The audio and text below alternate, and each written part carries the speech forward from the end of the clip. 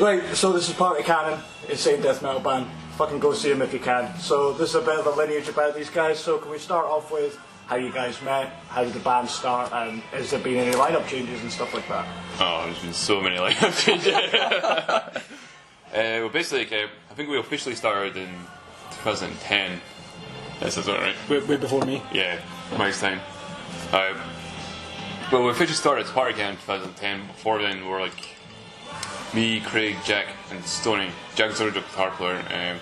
We're jamming with this guy called Neil, who was the original Party Cannon drummer. But at that time, we're all in different bands. I was in a band called Second Analysis, where it's like Craig and Jack and Neil were in another band. We're kind of like death thrash band. Okay.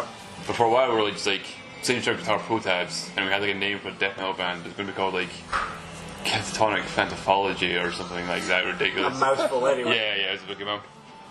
So like, well, Party Cannon officially started in 2010. Like the original members have been signature songs for ages before then. So I guess like we had been like jamming off and on. But we officially started in 2010 when Craig and Jack's band kind of dissipated. Like they had some members didn't really get along with, so they kind of got away. And Jack was like, I want to start doing the band kind of more seriously.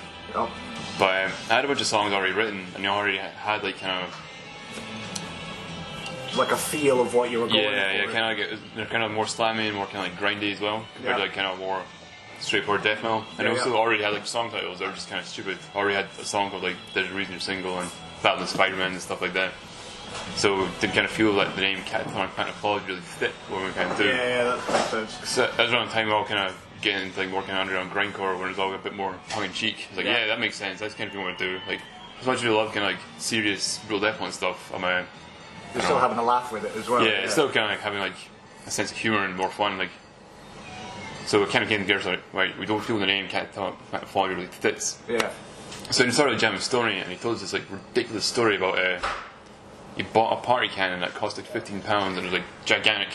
Yeah, it was like a party. Actually, I just thought like the word party cannon was hilarious for some reason. Like, I'd never heard that like, term before. Cause obviously, I don't get out enough. Yeah, it's grotesque, but not at the same time. Yeah. It's just like elaborate in awful ways. But he told us how he bought it, and he was really excited to use it on his like dad's birthday or something.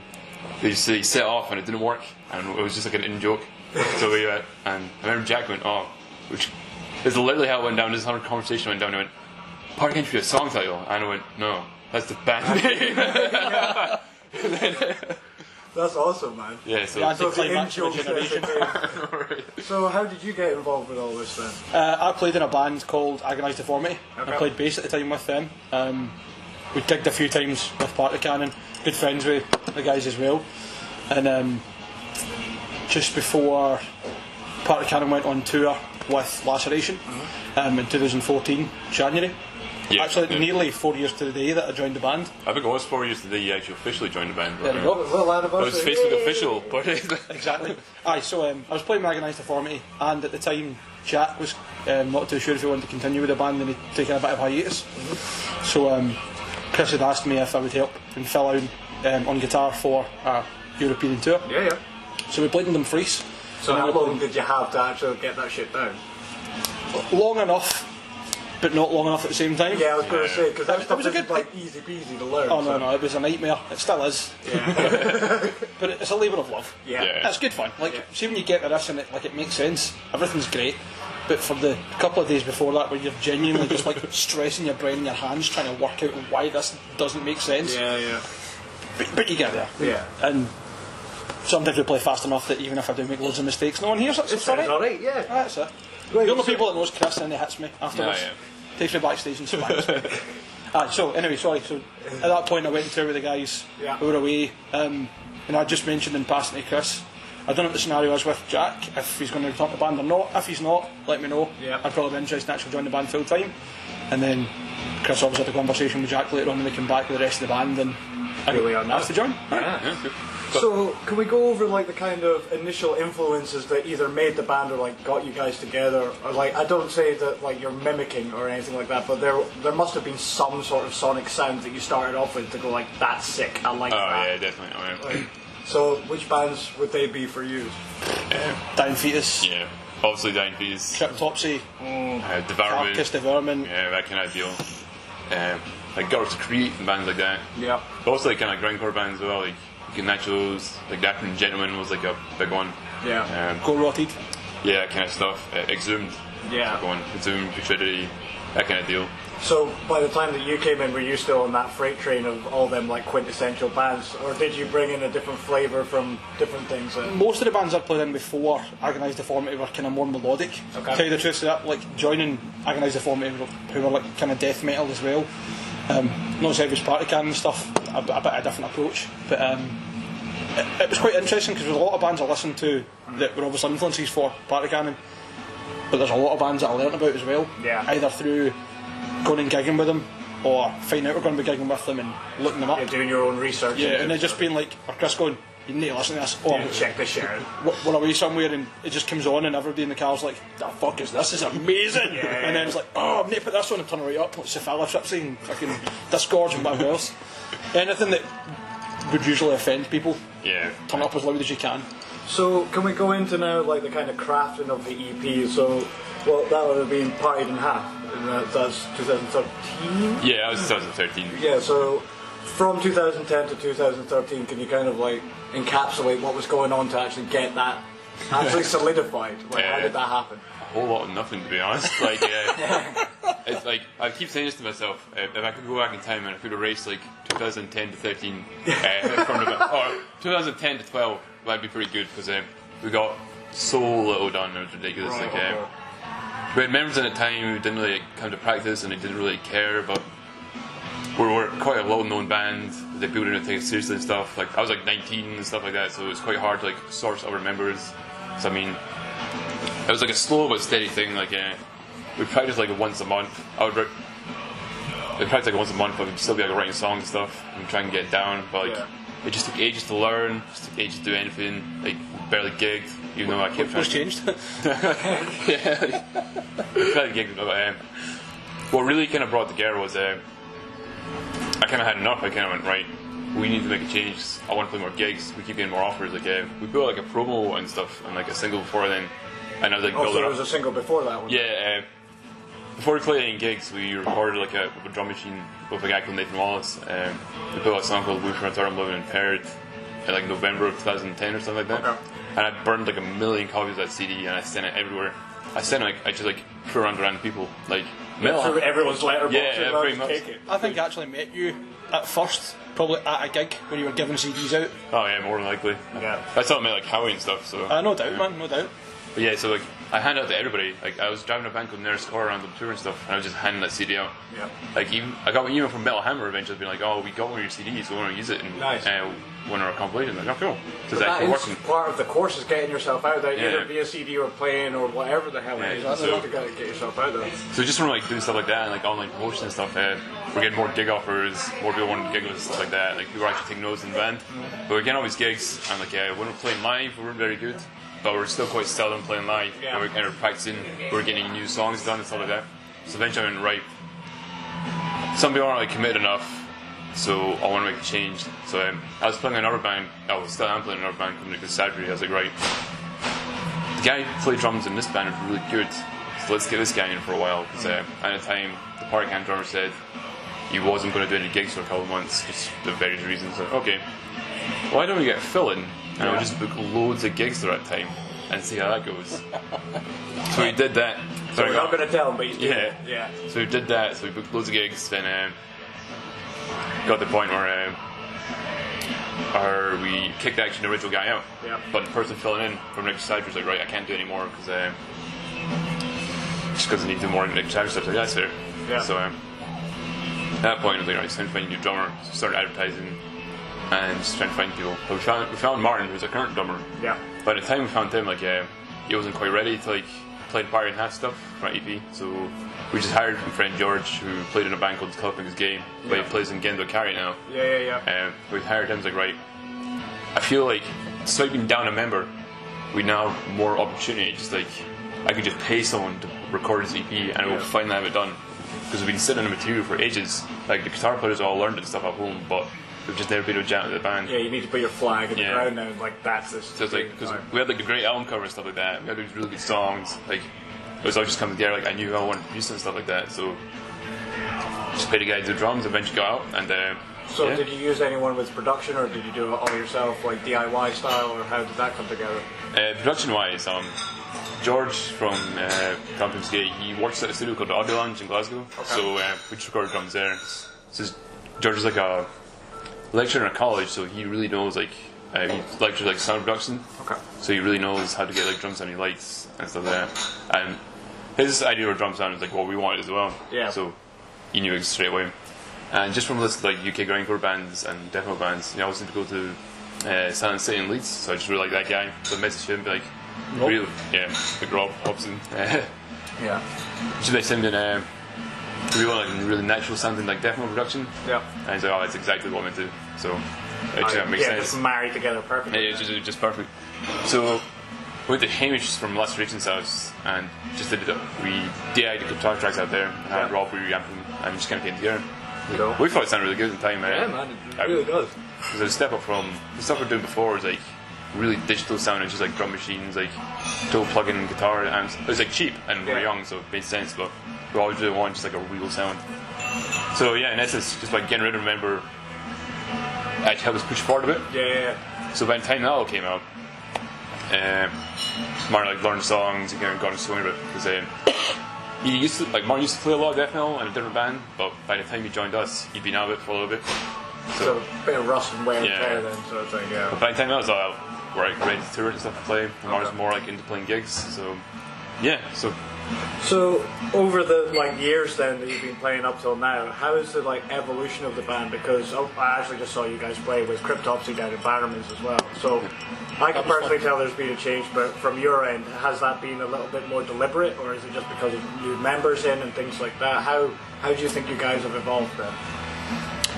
I think it's less conscious and more the fact that there's been songs that have been, or riffs that have maybe been floating about that none of us have really been able to play fluently. Okay. That we've practiced and eventually got to the point where that we can play this live, we can record it. Yeah. It's going to sound really good and it's going to be outrageous. Yeah. Let's just do it.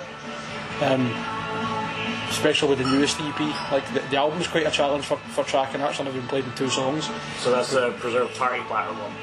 Oh no, the album. Or is this even closer, or is that the one in between? No, the album's in between. Yeah. The album's Long Hit Hospitalisation, and it was Preserved Party Platter, which came out last year. Yes. Yeah, it is last year. Why did it say this year? That's why I'm looking confused. It doesn't feel like last year though. No, it doesn't. It's weird. So I hadn't been on any of the recordings until the album. Okay. Part and half was done. Craig and Chris before I joined the band. Stony, obviously, and George on drums. Yeah. I don't think it's a conscious change, unless, other than the sense that it's always trying to write something that's a little bit more pushing, a little bit not different, but just But also evolved. with your age, you've got that refinement to execute things as well. Yeah. Instead of it just being I'm new to this too, that sounds great, but how am I going to actually do it? Yeah. And I think the other thing about it as well, at least I feel, because we've got so much experience under our belts gigging and stuff as well, we're happy, or I'm certainly a bit happier to play insane riffs that I might not get right, but I'm more confident in going on and doing it. Yeah. Whereas maybe before it would have been I don't know, I want to play that because I know that I'm just going to mess it up. Yeah. So I don't know if that's maybe been part of the push as well, unconsciously. I feel like in terms of live performance as well, bands become a bit more confident as well in a way. 'Cause I remember playing gigs early on and I felt kind of stressed. I felt under rehearsed just in the band. If something was to go wrong, I don't know how we'd handle it and stuff like that. Yeah. Okay. But now we've done enough gigs that we rehearse twice a week now. It's just a bit more put together. I feel like we can go there and no matter where we play, we'll still play a good show. Yeah.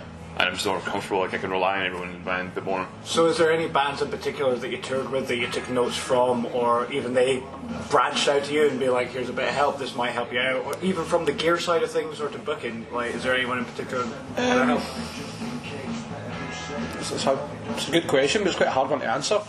I guess. It's not really a conversation I think we've had consciously with anyone, other than just people talking about how they get their sound. For example, if when we were on tour in America, the first and second time we actually shared backline with Parasitic Ejaculation. Cool. The guys from Santa Cruz, San Francisco, great guys, love them all. But we were using basically most of their backline, and it wasn't really more of a conversation of how to get that sound and stuff, but it's nice to kind of have that, and You see It's how not- other people do it. So. Exactly, Yeah. and it's not the first time that we've used other people's equipment or other people have used ours. Yeah. So I think there's a lot, even without conversation, of people like getting to know how other people are getting their tones and what kind of amps they're using. And Yeah, so more So, yeah. coincidental, but you still got to be in the same room as them, sort of Yeah. thing, to Yeah. learn it. Yeah. So you wouldn't have actually like sorted it out to be like, hey, so how do you do that, sort of thing. there might be a couple of things where maybe ask people like how are you actually doing that kind Yeah. of thing, but it's more out of like morbid curiosity than like I'm going to improve my rig. For example, when we were Yeah. touring with Parasithic just the last time there, they had a standing vocalist, Mac, who could make the best Predator noises ever, and they could also make the noises from like, the aliens from District 9. District 9, that's Yeah. the one. Like, So it's God-given talent. No, It's actually ridiculous. You've never met a man who can do like brutal vocals so loud acoustically, Yeah. with so much control, so much variance, as well as crazy sound effects. Jesus Christ. He's like a okay. death metal Mike Patton. Nice. Cool. So, I'd like to shine a bit of light on the artwork that you guys have, both of the logo and the actual like artwork that you put on your like t-shirts, albums, all that sort of lot. Yep. Do you guys do it yourself, or do you get somebody in to do it, or how does that work out? How does that collaborate? It depends. Most of the time, it's like a silly basic idea we have. We'll find someone whose art that we really like, Yeah. and we'll send them the stuff and say, Go nuts. here's a basic premise. Draw what you fancy. Okay. And I think every single time we've had stuff back, we've went, yes, That's ideal. that'll do the job. Yeah, man. Because I love some of your artwork, because it's all tongue-in-cheek. It's a bit of a laugh, man. that's It's fair. awesome, man. But it's designs that people still want to kind of, they'll enjoy looking at or even owning because it's It's daft. It's- Yeah. I feel like it's kind of almost like an old school design to like our artwork, because it's consciously done quite comic book-esque or kind of over pop culture, like it looks kind of like 80s like thrashcore type stuff. In my point. There's I don't no like like focus on realism or like making Yeah, it yeah. hyper brutal or whatever else. It's Yeah. just stupid. Yeah. Yeah, it's kind of graphic novels. Yeah, there's like a conscious decision to make it look like that. Yeah. Yeah. Because I was going to ask as well, what was the deal with making like the logo, the party cannon thing? Because I loved seeing it all the time. It's like you get these black and white scrawly names on a bill, and then it's like, oh, there's party cannon. You can see it from across the room, sort of thing. That was you guys. So how did that actually come about? You know, I don't think it was actually a conscious thing. It was so long ago now that I'm kind of desensitized to seeing the logo. Yeah. When it first came out, I thought, oh, it's going to be quite funny, but I don't think it didn't really do it to like cause any animosity towards bands, because I don't think that is the case Yeah. either, man. But I think it was just like a class move on Yeah. your guys' part to make it look like that. Because as I say, that like you can tell that you're that style of band of being on that bill, but also at the same time you stand out so much more, and everyone can tell who the fuck you are straight away. It's great. I think in like previous interviews and stuff, I've given some kind of like pretentious reason to why we did it. Yeah. But I think if I'm being totally honest, it was just a dumb idea, but we got kind of lucky with. Yeah, you found it funny Yeah. that ended up the way that it Yeah, did. because I mean, We're still flying with the seat of your pants. Let's be quite honest. We're doing quite well from it. yeah, I mean, it definitely did help in some ways, but I feel like if we were just a logo, we didn't have anything else to back up with, it would have kind of fizzled out. But I feel like it's just part of the band. It's part of it all. It's not the only thing to it. But it fits perfectly, guys. You've done a fucking spot on job. Thank you. So, you've just touched on it briefly as well, like with your tours and stuff like that, being on the stage. You're not shy of touring at all, and that's something that I love about you guys. You're always doing something. So. We'd probably tour and gig more if all of us had more free time and a bit more Yeah. flexibility, but just It's just life, though, right? Life does get in the way, man. we need to pretend we're not adults. Well, no man does. No man does. So, like, is there any tour antics that you'd like to divulge of your jet-setting lifestyles of playing brutal music? Oh, there's so many silly things, know, like right? staying in the strangest places, like just from like upsetting weird things to just funny, like just stupid shit. We stayed in a vineyard in France. Oh, yeah, That was a very weird scenario. that was unexpected as well. That was really cool, yeah.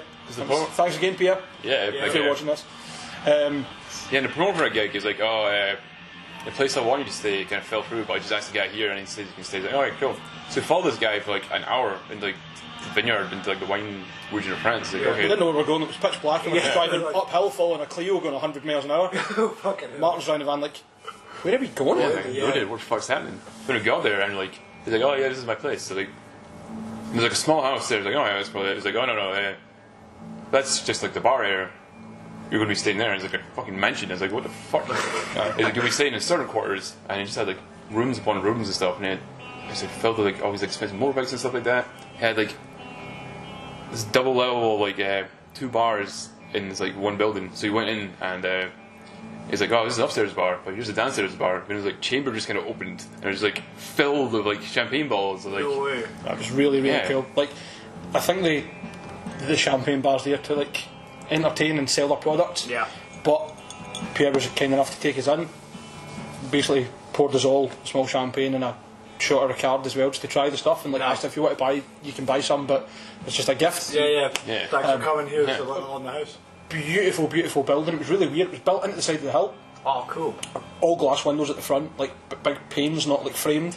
Marble floor, and then like in the middle of the floor was just a big like glass square. And you looked down, and it was like meant to be like an old style like wine cellar underneath. Cool. And there was like a barrel and whatever else. So it was really like So really all cool. you guys swanning about like 007. Yes, I meant to be here. More so just like empty going, is this real life? Like, are we all collectively hallucinating? Did someone spike every one of us with LSD? Like, it was crazy. Like, but there's been so many surreal moments, good and bad. Sometimes it's hard when people ask you like off the cuff, Yeah. but daft stories, and then you end up going into them. But that's the whole point of like actually getting out there and doing it. Oh, absolutely. As well as A, you're doing something that you love. B, you might find someone new that you've not played to before, and also get the experience of going out there. Because there's no point just staying in the UK or whatever. oh yeah, you're right. That was like the main goal when we started bands. Like, you just want to travel, but travel in a kind of unique way as well. It's like it's all well going on holiday and stuff, but if you go in a band, you'll probably experience things in different ways. Actually, really kind of. You'll meet more interesting people. They'll be hyped to see you. They want to show you different stuff. Yeah, Exactly. that's what I was just going to say. Like the biggest surprise and the best surprise about joining the band and touring as much was genuinely all the people you get to meet. Yeah. And everybody being really friendly and wanting a good time, and just without sounding stupid, like the scene in general. Yeah. Because like for all the people I've ever met through the band, Yeah. you'd be lucky if I could count in one hand the amount of people that I didn't get on with. Yeah. Yeah. Everybody else is either they couldn't do enough for you, or they stay out your way. Yeah. 'Cause That's the thing. There's that common bond that we all share. So let's build upon that, and you might find out something new. Like Yeah, that. definitely. It's been fantastic. You've met people from all over the world that have just been incredible. Yeah. Like, especially people that like let us stay in their house. Like Pierre's a great example himself. When he literally came to see the band and went, "Of course you can stay with me," and took us home to this crazy big chalet that he had for all the seasonal workers. But honestly, there was like 3 bands on that tour. No, it's just the 2 bands. There's us and Cash App. I thought it was more than that for some reason. Anyway, everybody had a bed. Yeah. Like, we were very comfortable. In fact, the next morning he got up and made us coffee and fresh cake, and then went to work. We got up at 6 o'clock in the morning, like what is going on here? And there's like just fresh coffee Some sitting there. hotels have treated you worse than. Like, Oh, absolutely. Oh, yeah. The one of the hotels that we stayed in America. Oh, Some some of them were places we've stayed. sketch. Yeah. Saying that though, I think the worst place we've stayed was Formula 1 in Belgium. Oh, that was the best. I was trying to think, can I say the name of the hotel? But Yes, you can. holy shit, that place was awful. Fuck me. Yeah, That's an actual chain hotel. that was scary. Like, You're all changed men on the way out. oh Yeah, yeah. it was really bad. Try to view it in Google Maps and you're on a motorway that goes under an underpass, you can't see it. And it doesn't take, it's like an industrial estate. But it's like, I don't know how to describe it other than like a hotel in Chernobyl. Is about the nicest way I can put it. Right, okay. Like, you know the basic design of like prefab buildings, Yeah, like yeah. paper thin walls and they're like metal joists at the ends and they all just like clip in together. It's like something for fucking Art Attack. Yeah. This was a hotel like this. The seal on the window's still wet. So Yeah. I mean, I wish I could describe how bad the place is. I'll just give you the 2 worst parts of it. The toilet was a moulded plastic room. Not just the toilet, but the full room. If you went in and didn't lock the door, it disinfected itself.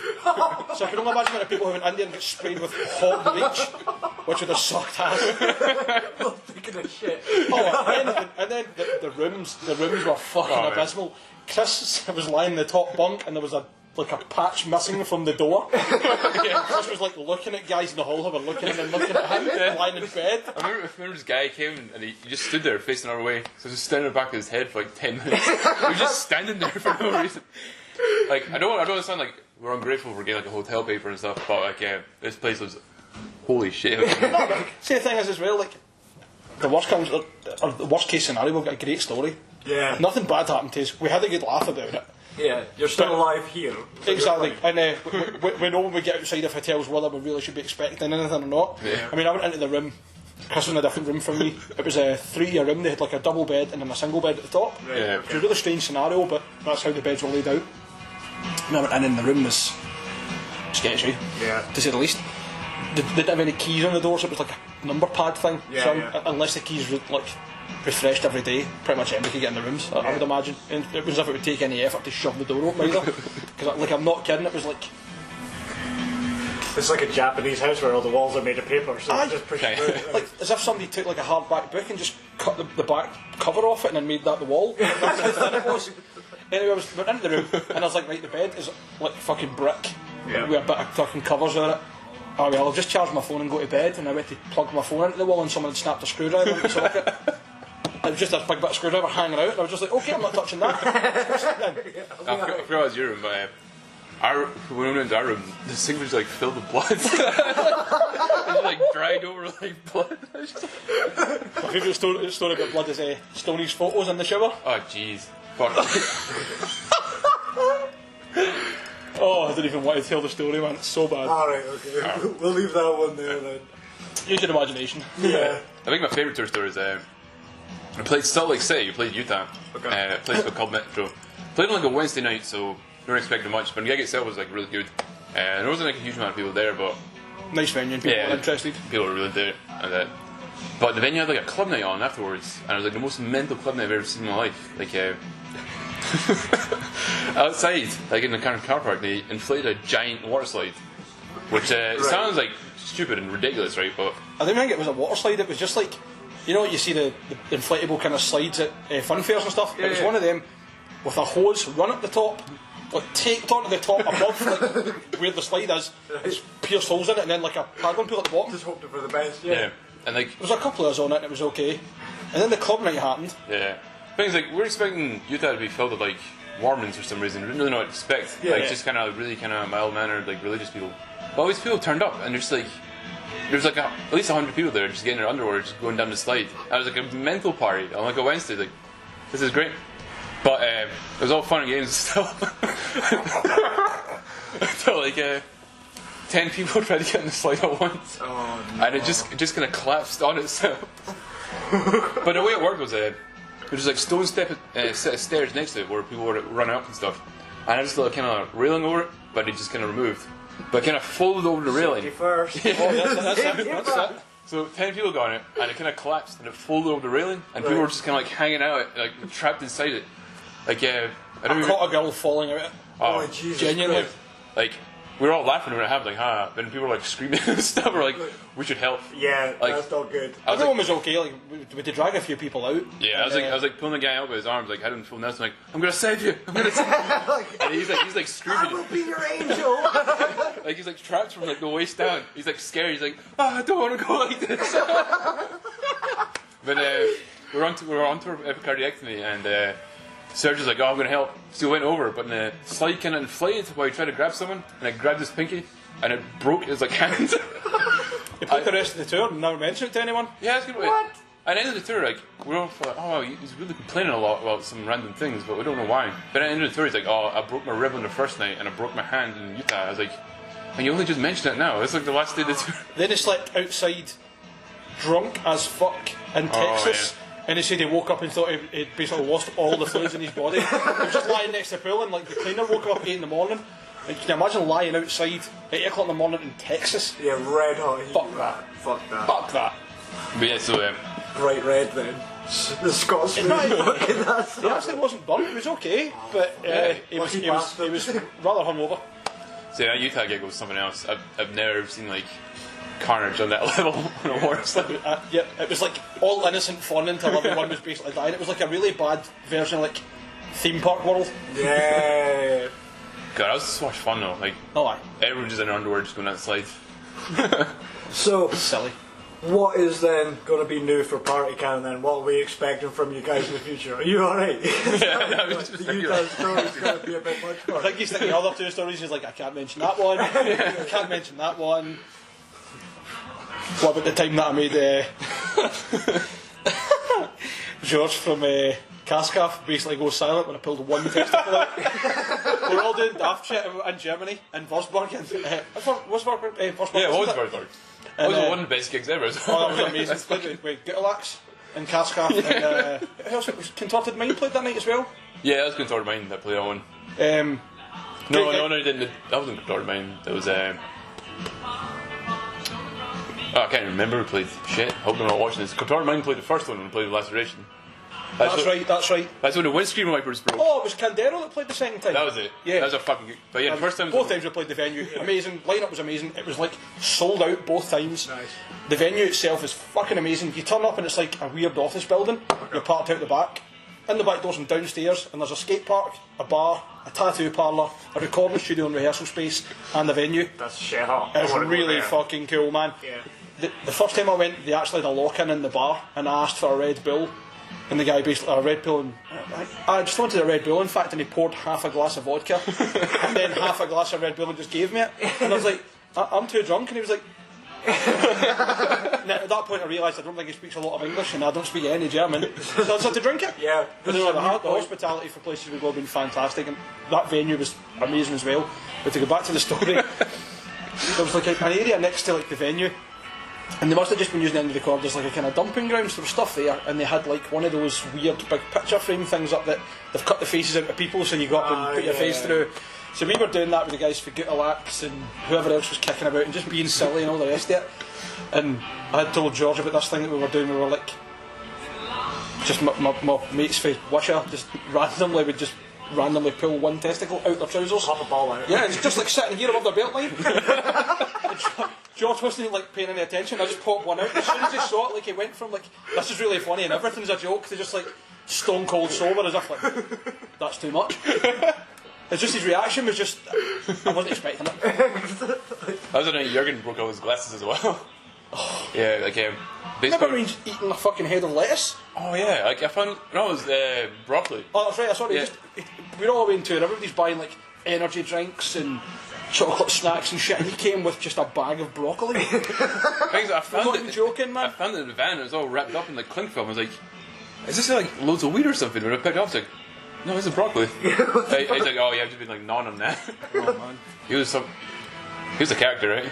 But yeah, I was in the venue where he asked me if I wanted a drink. He's like, "Oh no, I'm fine, thanks." He's like, "Oh, you're a pussy.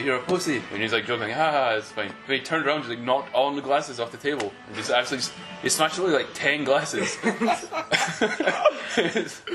Oh, Jurgen. Fuck yeah. We went to Luxembourg on that trip, literally just so we could buy cheap tobacco. And at that point, I think 2 members of the band smoked. All there is, you can shut the fuck up and go to Luxembourg. I was like, well, we're driving that general direction, we may as well stop. Yeah, never been to Luxembourg. So. Just to say, like, we could take it off the house, you know. Yeah, that's fair. That was a good laugh. So, yeah, what were we even talking about? We were asking about what's new for the band. yeah, what's going to be new for the band, man? Like, the same as what we usually do, derail the conversation to something. It's alright, man, don't worry. Just what I was telling you about earlier on is the kind of not most pressing, but probably what's going to come out next is like the kind of studio footage. Yeah. We So is this all new footage, all new stuff, audio that you're actually doing for this as well? It's like a live session. So basically, we got our friend Duncan to come and just like rig up. So this is like a live session. It's like a live recording of us playing through new songs. While we're on the EP, we got last series of some old ones. Cool. We got like multi-angle shots, so we just edit it all together. So yeah, as I was telling you, I was having a nightmare with it, but I managed to get one video edited before I made it through here. Nice. I quickly watched it before I left, and I'm quite happy with it. Could do a few tweaks, but for my first foray into video editing and not smashing my computer to pieces, I done alright, I think. I feel your pain, bro. Oh man, it's just infuriating. So what is the kind of concept for this new stuff? Have you got a plan for when you're going to release it, or is it still in that formulating part of the whole like process? do you mean like new songs or Yeah, like are you trying to get a new album together, or what's the deal with that? we don't really know anyone. We started writing a new song. We're just gonna this year we're just gonna write and gigging. Last year was about recording and like doing major touring, so that's when we did like America and a bunch of European festivals last year. But this year is more just like sporadic gigs, like and just working on like new stuff. But I don't know if we're gonna go straight for an album next. Maybe do a split because Good call. I've been praising the split to everyone. I know, I love them. I absolutely adore splits. It's a great way to get some new stuff out, and you're not having to then spend years writing 10, 12 songs. Because you can get a couple of songs with good amount of quality in them that you're happy with and they're polished. But it also gets that like brotherhood between like the two bands. Oh, you're right. You like your other stuff, and as well as that helps for PR, and also you can trial new stuff, or a different take on a song, or and something. if you split with bands who are maybe same genre, roughly the same genre, but maybe a little bit different, you've always got the opportunity to make new fans. Exactly. Right. And to hear new bands yourself, and like we played Fall on the Brawl this year. Okay. It's more a kind of hardcore festival, and that came from we got asked to do it last year, but we couldn't do it for quite short notice. Okay. They said, well, if you'd like to play next year, would you be in there? Absolutely. I don't imagine there's too many like crossover gigs in the UK like that, but Fall on the Brawl seems to be that they're catering to everybody. Yeah, and you're definitely going to represent the harder edge of things there. Hope so. Yeah, man. See what happens. That'll be sick. But yeah, so we think we're going to do a split. Don't know who we're with yet, or we might just go and head to an album, but Yeah, just see how it goes. pretty much to see. We did originally want to release an album last year, but we spent quite a while like working on EP songs. So it got to the point where we spent like 4 months on one song, and we're going to go to America the next year. So I was like, right. I remember just saying to the guys, like, if we're going to America, I want to have something new out. So it's like, I feel like it would still be good to go, but it would be kind of wasted if we didn't have like a new release. Yeah. So it'd be like less hype. Because when we went the first time, people were really hyped on an album. Yeah. Like Bear Death Fest was like the album release show and stuff like that. So it just made sense. It's like, okay, we can do it again, just like building a hype again. Yeah, and if you do have these people come in the show, you've actually got something to give them back. Yeah, exactly. Something that's the new. point. Something new. Absolutely, Like, Yeah. like there's like a reason for them to go there. So, alright, just like seeing the bands, like I can go there and I can get that CD. That's the only place I can get that CD right now. Yeah. And I don't think any of us were incredibly proud of the newest release. Yeah. Like everything about it. Happy with the mix, happy with the playing on it, happy with the actual songs. Yeah. It's just there was a couple of times we were trying to think like what could we call it, and then we come up with a name we're happy with. Yeah. Yeah. And then It's that wow. work was all DIY as well. It was beasting to see you play it live as well. It was a thanks. good show, man. That was a fucking ace bill with Cryptopsy. Like. Oh, aye. Yeah, it was a really good gig. That was like shortly after we just came back from America as well. So Yeah. we're kind of like, Riding the high from it. kind of on it. So, yeah, it's It good. was very together. Like as I Yeah. say, like don't get me wrong, we don't always get bands like Cryptopsy through, and for you guys to be able to pretty much follow to them, fucking smash it out the park, right? So it's fucking ace. Right. So the whole point of this channel is for me to shine the spotlight on bands like yourselves, which I think that personally need the spotlight. Are there any bands from you guys that think the spotlight should be shown on? Scordatura. Boom. All right, you've been thinking about this then. No, just what you said there, like things are starting to really heat up for them as well. They've signed the same record label as us, Nice. Corehouse Productions. They released their latest album through Corehouse last year. Can't remember the name yet, apologies guys. Great album though. And I think they're doing a good bit of touring this year as well, so things are picking up for them, which is really exciting to see. Yeah. Because they're good friends of ours, and it's nice to see more death metal coming from Scotland and like pushing through as well. Yeah. It used to be like there was a lot of death metal bands in Scotland and it kind of went a bit quiet. Yeah. So to see bands really pushing themselves to get out there and show, well, nah, not everybody's gone. Yeah. It's really nice. It's a great opportunity for them as well. Yeah. Probably UK bands as well. Of course, Gravitation, like they're good friends of ours. And Yeah, they're like kind of leading game though in UK kind of real death metal though. So they're like always on tour and always they just released a new split as well. Yep. That we're checking out. Omnipotent Hysteria. Yeah, up in Hysteria, on a go. Well, these are all pretty fucking savage bands. Like, Yeah. they're not a chill time at all if you go and see any of these, by the At way. all. Just like UK bands though, man. Scorcher, the Gravitation, and Horsebasters as well. That's like a grindcore band. They're really good. Yeah, Friends of ours. Horsebasters, savage. Like you said as well, Janko the Caddy as well. Yeah, Mechanical Guitar, yeah. And Equities as well. If and when you start jamming. At some point you might start jamming. That'd be awesome. That'd be good. We could go and some on UK more. I feel a bit bad because I'm quite at with bands these days. So when you start thinking about bands, you just kind of draw a blank. Yeah. Spawn H just listened to a demo and that was really good. Like they're back and go. Like split up for a while, but they're back. There's a couple of classes. We've got members of Gravitation in them as well. Yeah, really good. As they kind of printed like Spell Tripsy type slam. Your own are gigging quite a few times this year, aren't they? I think they're just doing one reunion at Is it? like a slam festival. Yeah, your own are coming back, so that's good. They're really good. Castrade are back on the go for a bit. I think they're still doing stuff. But this scene right now is fucking outstanding. Like literally every day that I go through my like Facebook feed or something like that, there's yet another gig, Yeah. and to all these people that are watching, you should go and see them all. That's the point of this, definitely, man. definitely. Like, but yeah, thanks very much, guys, for coming in and doing this. It was absolutely Thanks for fascinating. having us. Yeah, and in the next week or so, this will be up. But thanks very much again, man. That was fucking cheers, man. nice. Yeah, Cheers. Thank you.